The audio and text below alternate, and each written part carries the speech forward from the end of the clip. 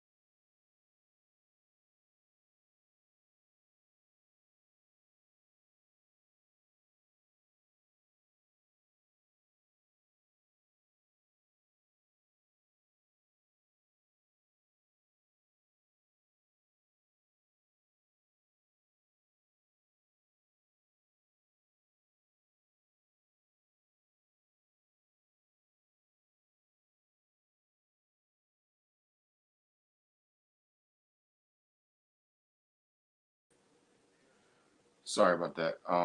Had to make an adjustment real quick. Hope it worked, but if it didn't, I'm sorry about that. Sorry if you guys missed me for a second. I had to make an adjustment to see if I could get my um personal YouTube to carry this as well. Guess not. Yeah, oh well. Anyway, because like sometimes this StreamYard man really gets on my nerves. But basically, Ava, who's the daughter of The Rock, she was reportedly getting death threats. Reportedly getting death threats, right? And I think the problem with that is that sometimes as wrestling fans, we go overboard. Sometimes we do things that I'm not gonna say we, because I've never made a death threat towards any athlete or any wrestler because I know that it's entertainment and I'm a journalist and that's. But I understand sometimes people get very crazy and sometimes people think that this stuff is life or death. It's not, folks. You cannot be out here sending death threats to people because you don't like the way a storyline is going. You don't like the way that certain things are going. So you have to really be careful because you can get yourself into a lot of trouble doing stuff like that. And I just don't get why anyone would, what I mean, like make a death threat because they don't like the way a storyline is going. To me, that's really crazy. To me, that's crazy. I don't understand why anybody would do it. I don't understand why anybody would make a threat, even because this is The Rock. This is The Rock. This is Roman Reigns. This is something that we've been wanting for a very long time. So, I mean, we're getting it. It's a match that a lot of people have been wanting to see for a very long time. The head of the table. You have the WWE Universal Heavyweight Championship on the line. I'm sure WWE is trying to think of some contingency plans, etc., because they don't want the event to get totally screwed up. So we will see how that goes. My next topic I want to talk about again. We'll get into the Super Bowl. We'll get into the Super Bowl and all that more Saturday night as we get closer to the event because I want people to be able, to get, all the intricate details the night before. And don't forget that I'll be giving you my mock draft the day of the Monday after the Super Bowl. I think the next thing I want to talk about is this GOAT conversation with Patrick Mahomes and Tom Brady. Listen, folks, I get so sick and tired of everyone out here, everyone and their mother, their sister, their brother, their grandma, old school, new school. We've got to stop having these GOAT conversations all the damn time. It's getting ridiculous, all right?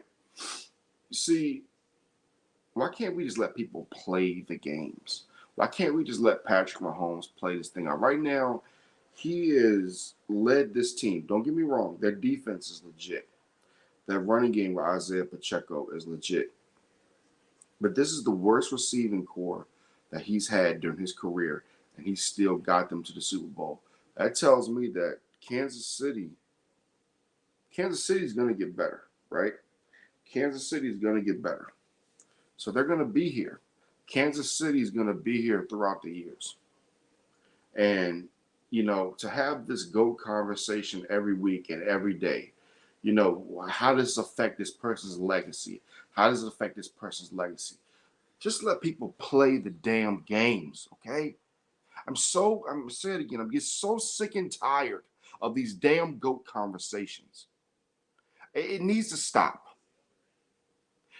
It needs to stop. Just let people play the games, let people have their careers, and then we can talk about it after. Yes, we can say a person's great during their career. We can say that they're playing at an exceptional level. And I understand that we live in a time and day where they want to have these conversations because it's good television, but it ruins the essence of sports. And when you talk about the essence of sports, You talk about what's important with sports. A lot of things have been ruined. When you look at college sports where you have rivalries that you no longer have rivalries, and it kills the sport. Like when I look at college basketball, when you look at the old Big East and how those teams no longer play, you look at the regular season across sports, college, pro, etc. It's like people no longer care about the regular season. It's almost like we only care about we only care about the postseason.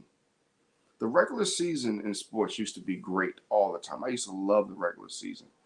Um, but now it's like in the NFL, even it's like if you don't perform in the postseason, you're nothing. It doesn't matter. Well, you have to play well in the regular season to get to the playoffs, right?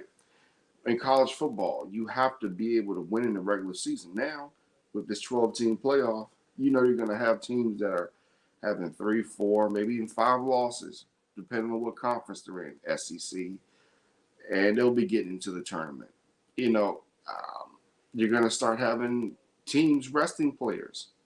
Yeah, just I keep warning people that you're going to have teams that are resting their players in the last game of the season. Like you'll have Auburn playing Alabama, and Alabama will be what 11, 12 and 0. Auburn will have 3, 4 wins, and Alabama will just sit their starters because guess what? The game doesn't matter anymore. Because even if they lose that game, even if they lose the SEC championship game, and let's say they're number one, they're not going to drop out. They have 2 losses. They're not going to drop out. And by that time, they're like, hey, we're so good, we can beat anybody in the country. So, I just think that, sports has changed so much. And I think the reason that I bring it up and I talk about the GOAT conversation is, and the reason it translates is because we've gotten so desensitized to what sports really means. And I think that we live in this world of 24 hours a day, 7 days a week, trying to get that perfect hot take. And that's the problem with sports in general. It's the hot take media that we are in, and it really ruins sports. Now, I'm not going to show it because last time I got a copyright and I got, I got kicked off of YouTube for 2 weeks and stuff like that. I'm not going to show it to you, but right now, look at this. You got Kansas State and Kansas, a rivalry of all rivalries. You got 5.9 seconds to go in the game, and Kansas State is about to take down Kansas. Kansas State's 14-8 on the season. They're 4-5 in the Big 12, and they're about to take down the Kansas Jayhawks. This, folks, is college. This is tradition. And see, a lot of the traditions in sports have been taken away. A lot of the traditions have been pissed on. They've been crapped on. And stuff like this, when you have a Kansas and a Kansas State, the other night when you have a Duke and a Carolina, those are rivalries. I look at when Maryland had left out of the ACC, and they were a team who were rivals with North Carolina. They were rivals with Duke, and that made the game so much better. You look at the old Pittsburgh games against Georgetown, against Villanova, stuff like that. Those were rivalries. That's what made sports good. But now, again, you have this hot take media era where it's like we need to make everything so impactful. It has to be hot take. It has to be this and that. And that's just not the way sports is supposed to be. Sports is something that brings people together. It's not supposed to divide people. And sports, unfortunately, and I'm not going to say nowadays, this has been going on for years, but it feels like more and more because of our 24-hour news cycle, because we have more media to show things. Trust me, it was going on back then, but I feel like it's a little bit worse now. Sports divides more than anything, and then with and don't get it twisted, folks. Gambling, and I know people are asking, like, how does this all correlate what I'm talking about? Because it's everything. It's the hot take media. It's the gambling. It's all that. And I warned people years ago. I said, look, man, this legalized gambling is going to hurt sports. And for me, it has, because now you have people who are who want to be conspiracy theorists, talking about sports are fixed, blah, blah, blah, this and that, yada, yada. Look, man, here's the thing. Sports is supposed to be fun. Sports is supposed to be something where you can debate. And I'm going to get to my next point because you know I'm going to get into it. You can debate and you can make claims and you can say things and you can talk about certain subjects. This Brock Purdy thing is just getting on my damn nerves. And it's going to continue to get on my nerves. And shout out to Tyler Perry. I want to make sure it's not Tyler, it's Tyler with the O, and the Kansas State Wildcats as they defeat the number 4 team in the nation. The Kansas State Wildcats defeat the number 4 Kansas Jayhawks 75-70 in overtime. Really good basketball game. Right now, top of the 7th. Baseball, we had Panama beating Puerto Rico 7-6. That is on ESPN Plus. Just giving you all some quick updates about what's going on right now in the world of sports. Let me see. Just giving y'all some, sports updates real quick. Checking out some of my banners. Let me see if I have any. Let me see if I have any up-to-date banners for you guys. I don't. Sorry about that. Anyway, yeah, that's the essence of sports right there. Just giving you all a quick update on some baseball and give an update on Kansas State upsetting number 4 Kansas. But anyway, Brock Purdy. Cam Newton, who is a quarterback who started out at Florida, got into a little bit of trouble. He went to JUCO, and then he went to Auburn. Cam Newton won with an average Auburn team. He went to Auburn. He won the Heisman Trophy. He won the national championship, right? He comes to the NFL. His first game out, throws for over 400 yards against the Arizona Cardinals. His best receiver was an older Steve Smith. Even though Steve Smith went to Baltimore and did some good things, it was an older Steve Smith. Cam Newton puts his body on the line. Cam Newton destroys his body. Cam Newton gets Ron Rivera credibility in the league by making him a relevant head coach. And what happens next? What happens next is he gets his team to the Super Bowl, 15-1 during the regular season. They go into the playoffs. They destroy Seattle. They beat Seattle. I believe it was Seattle. They beat Seattle, I believe, and then they beat. And well, no, I don't think it was Seattle. I do know the NFC Championship game was against Atlanta.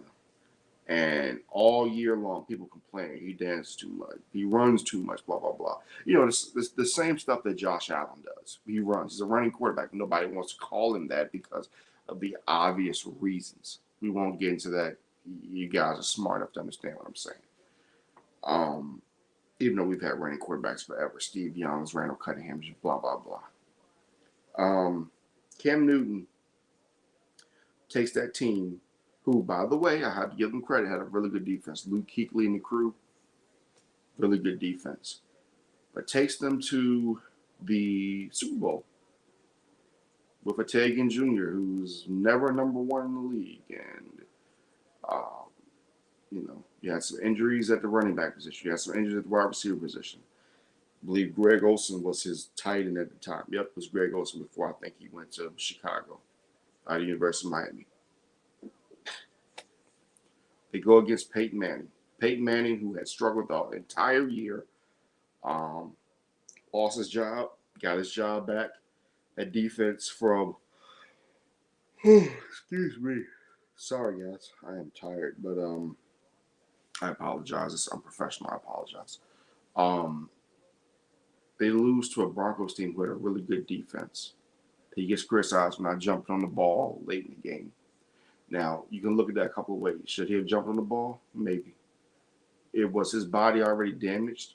Possibly. I was there when he played Washington.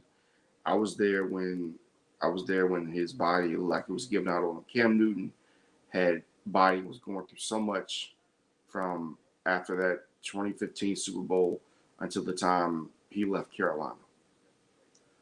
And I say that to say this.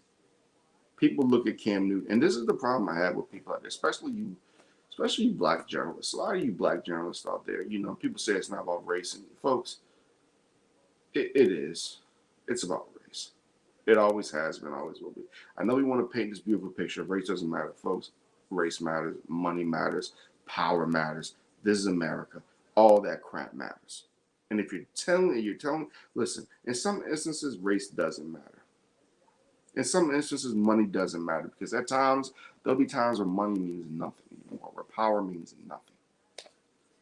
Um, if all the banking systems close down tomorrow, power means nothing. Power means something from somebody. But like I said, if everything closed down tomorrow, you'd have no power. So yes, everything that you think does not matter in this country, it matters. And it's not just from a perspective of mine. That's what pisses me off so much about, and I know I'm getting deep, folks, and I really don't care.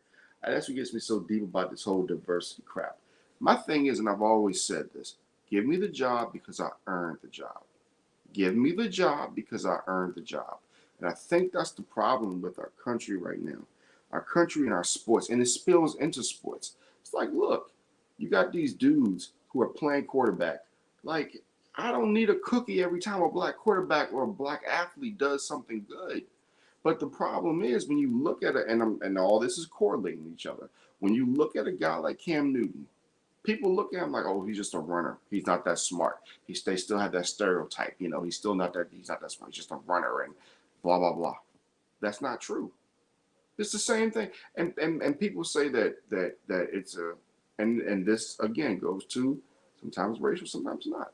Look at the way people treat Dan Campbell. They call him a meathead because of the way his press conference was. They stereotype him. Folks, everybody gets stereotyped.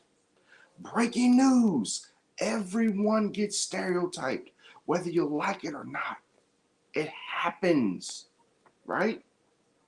But sometimes there are people who get it worse than others.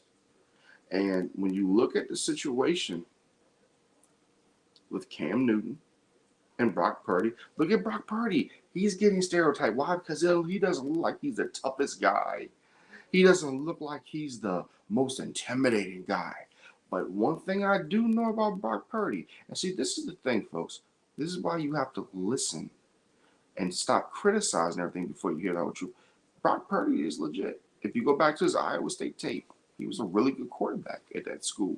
He carried that school a lot of times. It's just that he somehow went to be Mr. Irrelevant, even though the 49ers claimed they had a fourth-round grade on him via Kyle Shanahan. They picked him last. So maybe they thought nobody else was going to pick him. Maybe they have more information than we had, correct? So what I'm saying is this to say, when I'm saying all that to say this. Is Brock Purdy a game manager? Yeah. But here's the key factor. You know who else has been a game manager this postseason? Patrick Mahomes. And that's okay. That's okay. That's okay. But see, that's my problem. When a guy like Cam Newton says that, it starts to get into territory of people are, saying or acting like he doesn't know the quarterback position. Acting like he's not intelligent enough to know what he's talking about. He does. Cam Newton's a very smart guy. Brock Purdy, for a lack of terms, Patrick Mahomes were game managers this postseason. You know who wasn't a game manager? Baker Mayfield. And everyone knows I'm no Baker Mayfield guy, but I give people credit when credit is deserved. You see what he did this postseason? You see how many touchdowns he threw? You see the amount of yards he passed for? He had to actually go in. Josh Allen, was he a game manager? No. Josh Allen wasn't a game manager. He just made bad passes at times, right? Jordan Love, was he a game manager? No. And look at the results. Lamar Jackson, was he a game manager? At times. But they forced him to throw the ball and not use his legs in the last game, being the coaching staff of the Baltimore Ravens. And what ended up happening? That's all I'm saying. We use these labels like game manager like it's a bad thing. Both quarterbacks manage the game. Where are they at right now? They're in the Super Bowl. Both teams are in the Super Bowl. So what's the problem? And my problem is that we look at that like it's a derogatory term. It's not. Both quarterbacks played well this postseason. Both teams made sure their teams got to the big game. I think again that sometimes people get so wrapped up in their biases and their prejudices that and just their overall idea of what a quarterback should look like. And again, not saying that this is completely racial because it also goes along stereotypes. Some people think that guys like Lamar Jackson, Cam Newton, no, they don't belong being quarterbacks. They look at guys like Brock, and maybe a racial thing, maybe a racial thing with Brock Purdy. Who knows? Like I said, this is along the lines of everything. People may look at Brock Purdy. Oh, he's not that talented. He's not that. Oh, yeah, he's that talented. He's a lot more talented than Taylor Swift is. Yeah, I had to say it. You know, Taylor Swift, I don't watch, I don't listen to her music. So I really can't criticize her too much because, I mean, I've heard some songs and I'm not a fan. But I have watched Brock Purdy. And I know he's a game manager. However, I do know that Brock Purdy is one thing. Brock Purdy is a gamer. Cam Newton never said that he wasn't a gamer. See, you guys take the term game manager as a derogatory term. And it's not because of the fact that you think he's really a game manager. It goes back to my point I made a few minutes ago. Everybody wants a hot take. Everybody wants to be angry instead of just listening, instead of just taking it for a grain of salt. Because guess what? The 49ers are in the Super Bowl. There are a lot of other teams that have quarterbacks that had great numbers all year. They're not in the big game. They're not in the Super Bowl. The 49ers are. Do you know why the 49ers are in the Super Bowl? They're in the Super Bowl because they had a consistent quarterback who has a head coach who wants him to do the right thing. Let's not get it confused, folks. Yes, Brock Purdy has a great team around him. But there are plenty quarterbacks who've had great teams around them. And if I remember the Browns game, they lost by a field goal. In the Minnesota Vikings game, they lost because of the defense. They lost to the Bengals because of the defense.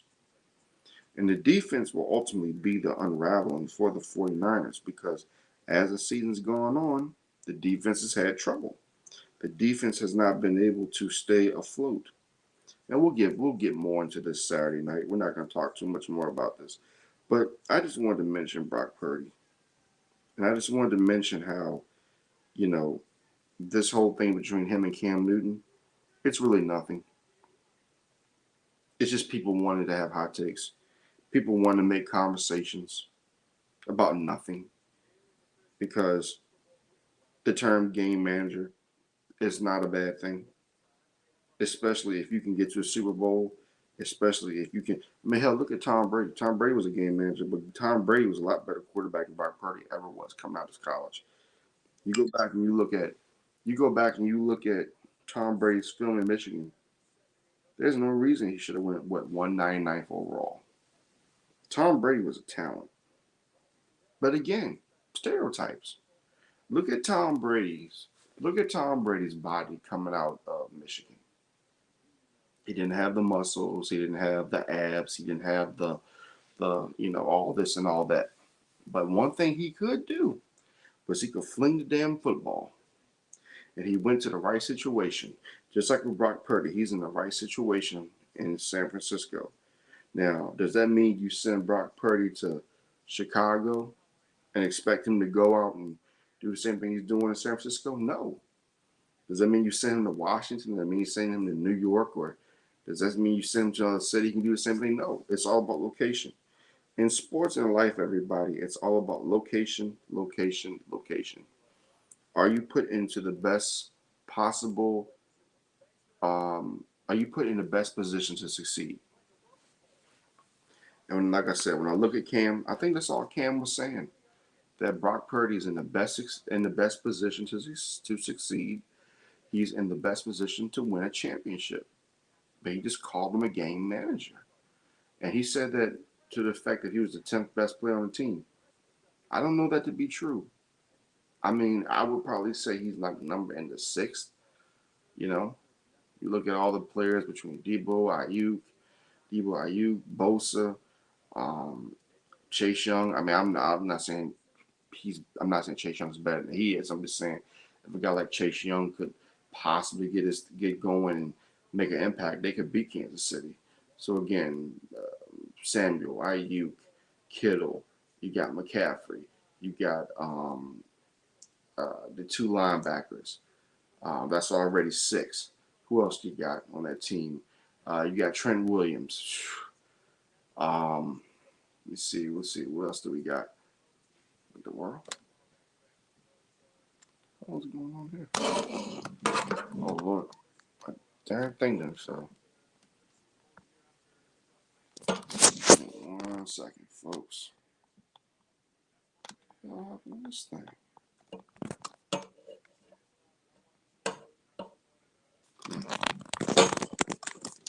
Oh, there we go. For some reason, this thing is tripping. I don't know what's going on with this. Really? Is this what we're doing? This thing is tripping. Sorry about this, guys, with my there we go. Something happened to my screen. Let's try it again. There we go.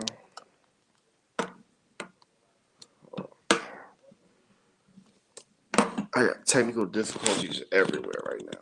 Oh, what is going on with this thing? See? Even my technology screwing up. See that? But no, I was at number 6. So yeah, right around that 7 mark. He's around the 7th best player on the team.